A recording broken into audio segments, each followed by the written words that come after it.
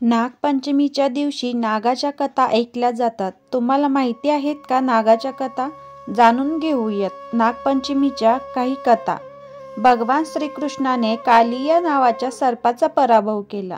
कालिया यमुनेच्या डोहात राहत होता. यमुनावासियांना त्रास देण्यासाठी तो यमुनेच्या डोहात विष कालवित असे. यमुनेचे पाणी विषारी झाल्याने लोकांचे हाल होत होते. त्याला हाकलून देऊन यमुनेचे पाणी सर्वांना पिण्यासाठी स्वच्छ करावे म्हणून श्रीकृष्ण एकटाच कालियाचा पराभव करायला निघाला. यमुनेच्या डोहात श्रीकृष्ण आणि कालिया नागाचे युद्ध झाले. श्रीकृष्णाने कालियाच्या डोक्यावर नृत्य करू लागला. कालिया कासावीस झाला. त्याची बायका मुले घाबरली आणि कालियासाठी जीवदान मागू लागली. अखेर आपल्या सर्व परिवारासह तिथून निघून जाण्याचे व पुन्हा कधीही ब्रजवासियांना त्रास न देण्याच्या अटीवर श्रीकृष्णाने सोडले. हे युद्ध जवळपास 7 दिवस चालू होते. कालियाने यमुनेतील सर्व विष शोषून घेतले.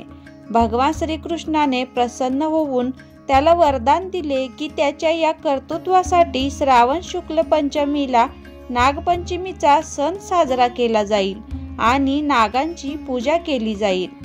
दरम्यान असेही सांगितले जाते की ज्या दिवशी श्रीकृष्णाने कालिया नागाचा पराभव केला तो दिवस श्रावण शुद्ध पंचमीचा होता आणि तेव्हापासून नागपंचमी साजरी केली जाते. नागपंचमीची दुसरी कथा पाहूयात. महाभारतातील नागपूजा. नागपूजा महाभारताच्या काळापासून सुरू आहे. महाभारतात नागपूजेसंदर्भात काही महत्त्वाच्या नोंदी आहेत. आर्य लोक भारतात आले. त्यांनी गंगा यमुना नदीच्या खोऱ्यात वस्ती केली. कालांतराने तो भाग अपुरा पडायला लागल्यावर ते पूर्व भागाकडे सरकू लागले. तेथे त्यांचेही पूर्वी वस्ती केलेले लोक होते. ते नागवंशाचे लोक होते. आपल्या प्रांतावर हे आर्य लोक आक्रमण करीत आहेत हे पाहिल्यावर त्यांनी विरोध केला. त्यांच्यात युद्धे होऊ लागली. एकदा नागराज तक्षक याने आर्यांचा राजा परीक्षित याचा वध केला. यामुळे त्याचा मुलगा जन्मेजय भयंकर संतापला. त्याने आपल्या पित्याचा सूड घ्यायचे ठरवले आणि नागलोकांना मारण्याचा सपाटा लावला. यज्ञात समिधा जशा जळून भस्म होतात तसे नागलोक जन्मेजयाच्या क्रोधाग्नीत नाहीसे होऊ लागले. यांचा हा संघर्ष शेवटी आस्तिक ऋषींनी मिटवला.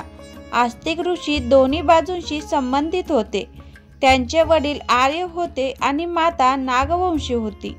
माता पिता या दोघांचीही नावे जरत्कारू अशीच होती. आर्य आणि नागवंश यांच्या विवाह व्हावा एवढे ते एकमेकांच्या सहवासात आले होते. महाभारत काळात असे विवाह होतही होते. अर्जुनाचा विवाह नागकन्या उलुपीशी झाला होता. हे नागलोक सुधारलेले होते, शूर होते, कलारसिक होते. त्यांचे नगर रचना कौशल्यही वाखाणण्यासारखे होते. तेव्हा अशा प्रगत वंशाशी चाललेला संघर्ष आस्तिक ऋषींनी संपविला. त्यांच्यात ऐक्य निर्माण केले. शेवटी ते नागलोक आर्यात मिसळून गेले आणि कदाचित या ऐक्याप्रित्यर्थ आनंदाप्रित्यर्थ हा सण नागपूजा म्हणून आर्यांच्या सणात घेतला गेला असावा असे सांगितले जाते. यापुढची नागपंचमीचीच तिसरी कथा पाहूयात. समुद्र मंथनातील नागांचे योगदान. नागपंचमी संदर्भात एक कथा अशी सांगितली जाते. जेव्हा समुद्र मंथन झाले तेव्हा वासुकी नागाचा उपयोग दोरीसारखा करण्यात आला होता. देवतांनी वासुकी नागाची शेपटी धरली तर राक्षसांनी त्याचे तोंड धरले. मंथनाच्या वेळी पहिले विष बाहेर पडले जे भगवान शिवाने ते हलाल प्राशन करून संपूर्ण जगाचे रक्षण केले. यानंतर बाहेर आलेले अमृत देवांनी घेतले. श्रावण शुक्ल पंचमी तिथीला ही घटना घडली. समुद्र मंथनात सापांचे मोठे योगदान होते. ते लक्षात ठेवण्यासाठी नागपंचमी सण म्हणून साजरा केला जाऊ लागला असेही सांगितले जाते. चौथी कथा पाहूयात. शेतकऱ्याची कथा.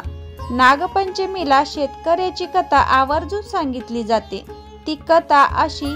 मणिपूर नावाचे एक गाव होते. तिथे एक शेतकरी राहत होता. एक दिवस तो आपले शेत नांगरीत होता.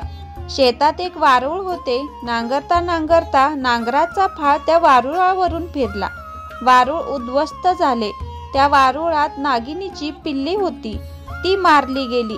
नागिन बाहेर गेली होती. येऊन पाहते तो मुले मेलेली. काय झाले तेव्हा तिला कळले. ती संतापली, चिडली आणि तिने शेतकऱ्याच्या साऱ्या कुटुंबाला दंश केला. सगळ्यांचा मृत्यू झाला. शेतकऱ्याची एक मुलगी सासरी गेली होती. नागिनीला हे समजले. ती त्या मुलीच्या घरी निघाली.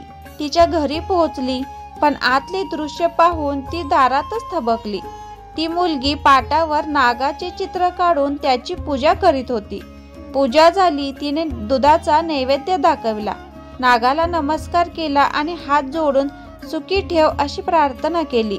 ते पाहून नागिनीचे समाधान झाले आणि तिचा राग शांत झाला. शेतकऱ्याच्या मुलीवर ती प्रसन्न झाली.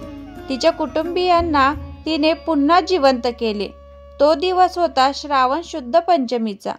तेव्हापासून श्रावण शुद्ध पंचमीला नागपूजनाची प्रथा पडली. तीच नागपंचमी. नागपंचमीच्या तुम्हा सर्वांना हार्दिक हार्दिक शुभेच्छा. नागपंचमीच्या ह्या कथा किंवा ही माहिती कशी वाटली मला कमेंटमध्ये जरूर कळवा. धन्यवाद.